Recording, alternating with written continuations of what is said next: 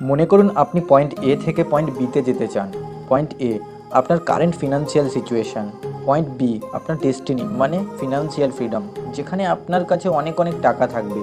এবার প্রশ্ন হলো, আপনাকে যদি পয়েন্ট এ থেকে পয়েন্ট বিতে যেতে হয় তাহলে আপনি কিসে করে যেতে চাইবেন? পায়ে হেঁটে যেতে চাইবেন, নাকি সাইকেলে করে যেতে চাইবেন, নাকি স্পোর্টস কারে করে যেতে চাইবেন?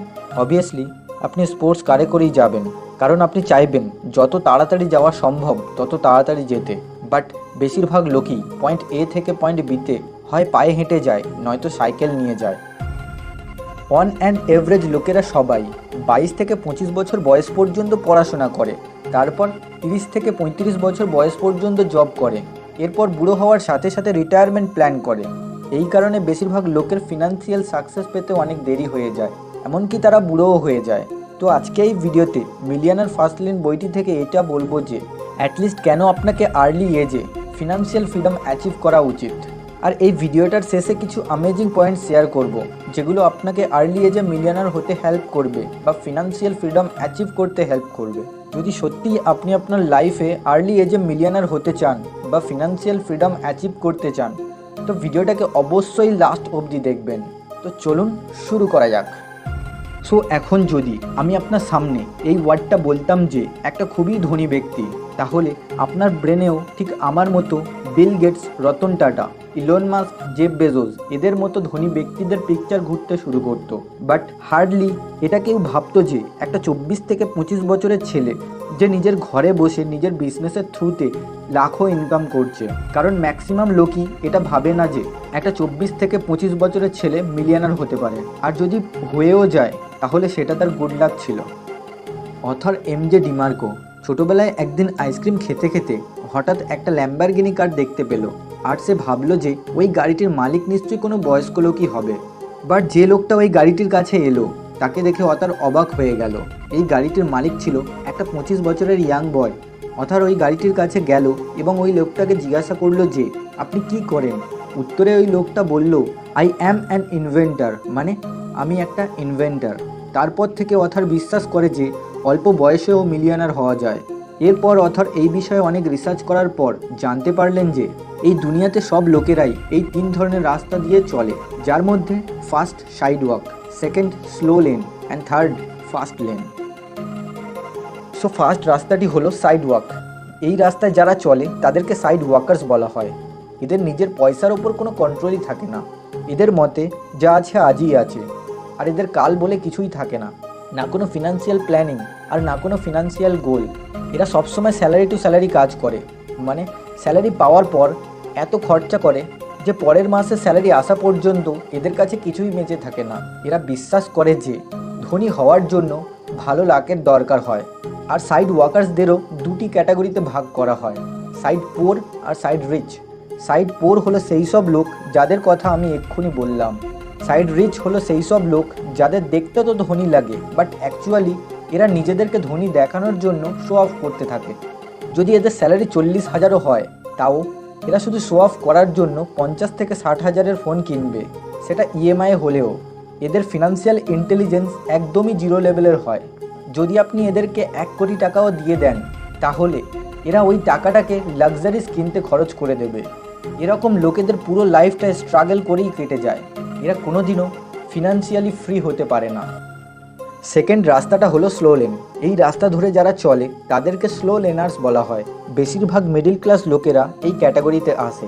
এরা সাইড ওয়াকার্সদের থেকেও মিলিয়নস অফ টাইমস বেটার হয়, কারণ এদের নিজেদের ভবিষ্যৎ সম্বন্ধে একটু হলেও চিন্তা থাকে। এরা যে জব বা বিজনেস করে তার থেকে কিছু পয়সা সেভ করে আর সেটাকে ইনভেস্ট করে, যাতে ইন ফিউচার এরা একটা সিকিউর আর স্টেবল লাইফ লিড করতে পারে।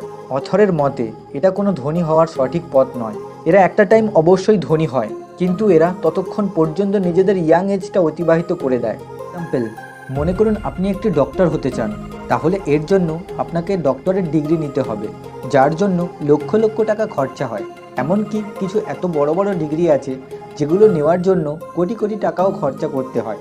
এখন আমি মনে করছি যে 25 থেকে 30 বছর বয়স পর্যন্ত আপনি আপনার পড়াশোনা পুরো করে নিয়েছেন। এত বছর পড়াশোনা করার পর আপনি যদি কোনো সরকারি হসপিটালে কাজ করেন বা নিজের কোনো ক্লিনিক খোলেন, তাহলে আপনি সেখানে অ্যাটলিস্ট 25 থেকে 30 বছর অবশ্যই কাজ করবেন। এই এজটা ক্রস করার পর যদি আপনি ফিনান্সিয়ালি ফ্রিও হয়ে যান, তাহলে তখন লাক্সারিয়াস লাইফ লিড করার মতো আপনার বয়সও বেঁচে থাকবে না। এখন এর মানে এই নয় যে আপনি ডাক্তার হবেন না। ডাক্তার হওয়া তো লোকেদের একটা ড্রিম হয়, যাতে সে লক্ষ লক্ষ লোকেদের হেল্প করতে পারে। বাট যদি আপনি এটা ভেবে ডাক্তার হতে চান যে ডাক্তার হয়ে আপনি অনেক ধনী হয়ে যাবেন, তাহলে এই এক্সাম্পলটা আপনার জন্যই ছিল। বাট যদি আপনি আর্লি এজে ফিনান্সিয়ালি ফ্রি হতে চান, তাহলে এটার জন্য অথর আমাদেরকে থার্ড রাস্তা রিকমেন্ড করেন, যেটা হলো ফার্স্ট লেনের রাস্তা। এই রাস্তায় যারা চলে তাদেরকে ফার্স্ট লেনার্স বলা হয়। এদের পড়াশোনা শুধু স্কুল বা কলেজ পর্যন্তই সীমিত থাকে না, এরা প্রতিদিন কিছু না কিছু শিখতেই থাকে। দিনের পর দিন এরা নিজেদের নলেজকে ইমপ্রুভ করতে থাকে, কারণ এরা তার নলেজের থ্রুতে যেন এমন একটা সিস্টেম ক্রিয়েট করতে পারে যাতে এদেরকে আর সারাটা জীবন ইনকাম করতে না হয়। এর জন্য এরা যতটা সম্ভব অ্যাসেট ক্রিয়েট করে, আর একটা সময় পরে এরা মিলিয়নারও হয়ে যায়। এইসব এত সহজও নয়।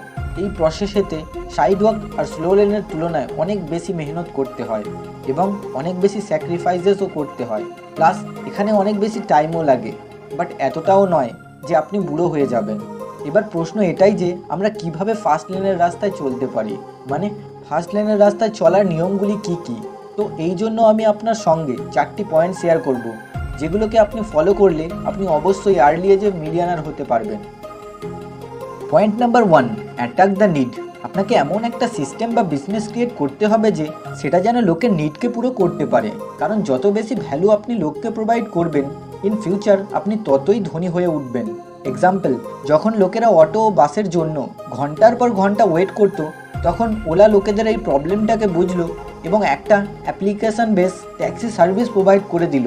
আর এখন আপনারা সবাই জানেন ওলা কত বড় একটা কোম্পানি হয়ে গেছে। আপনাকেও ঠিক এরকম একটা সিস্টেম তৈরি করতে হবে যেটা লোকের প্রবলেমকে সলভ করে।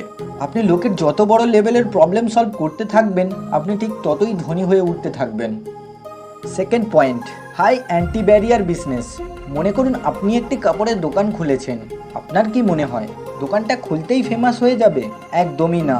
আপনার মতো আরও হাজার হাজার লক্ষ লক্ষ অলরেডি এমন লোক আছে যারা আগে থেকেই এই কাজটা অনেক দিন ধরে করে আসছে। এরা আপনার কম্পিটিটার্স। এবার যদি আপনি আপনার কম্পিটিটার্সদের বিট করতে চান, তাহলে আপনাকে আপনার প্রোডাক্টে এমন ইউনিকনেস নিয়ে আসতে হবে যা বাকিরা ভাবতেও পারে না।